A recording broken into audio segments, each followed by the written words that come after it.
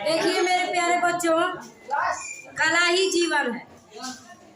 कला ही जीवन है, चाहे वो किसी भी प्रकार का कला हो, चाहे वो आपने हाथ से आप कले को उतार रहे हैं या आपके जीवन में जैसे आप करते जा रहे हो, यानी जो फिगर आपके सामने आता है या जो परिस्थितियाँ आपके सामने आती हैं, तो आप उस परिस्थितियों का सामना करते जाते हैं। इसका भी मतलब होता है कि कला को आप प्रकट कर रहे हैं।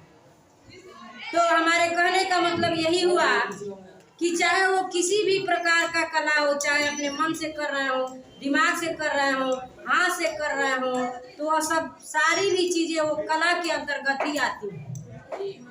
तो आप लोगों से हम कहेंगे, अपनी जमी पे आकाश पैदा कर, अपनी जमी पे आकाश पैदा कर, खुद से एक इतिहास पैदा कर। मांगने से कहाँ मिलती है जिंदगी मेरे दोस्त, अपने हर कदम पे विश्वास पैदा कर।